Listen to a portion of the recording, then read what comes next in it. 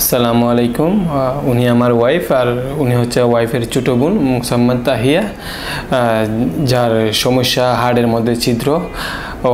ওর জন্মের পর থেকে এই সমস্যাটা কিন্তু আমরা বুঝতে পারি নাই। 8 মাস বয়সে তার বাবা মারা যান। ওরা অনেক কষ্টের মধ্যে, দরিদ্র ফ্যামিলি, সংসারটা চালাতে অনেক কষ্ট হয়ে যায়।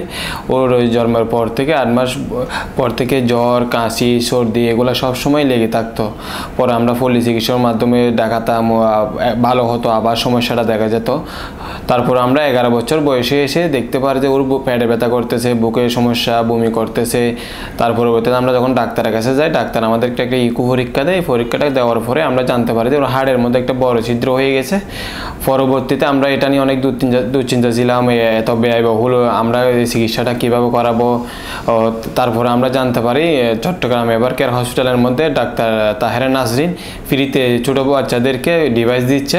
পরবর্তীতে আমরা তার অ্যাপার্টমেন্টে গিয়ে যখন দেখাই, ডাক্তার এটা নিয়ে অনেক দুশ্চিন্তা ছিল, এটা এত বছর বয়সে এটা ধরা পড়ছে, কী করা যায়।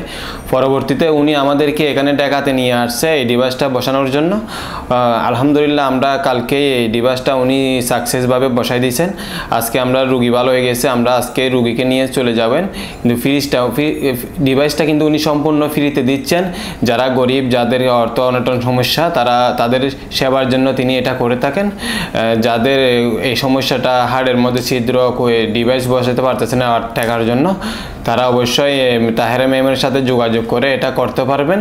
আলহামদুলিল্লাহ আমাদের রুগী এখন সম্পূর্ণ সুস্থ। আমরা রুগী নিয়ে আজকে চট্টগ্রাম রওনা দিব। সবাই আমাদের জন্য দোয়া করবেন। ভালো থাকবেন, সুস্থ থাকবেন। আসসালামু আলাইকুম।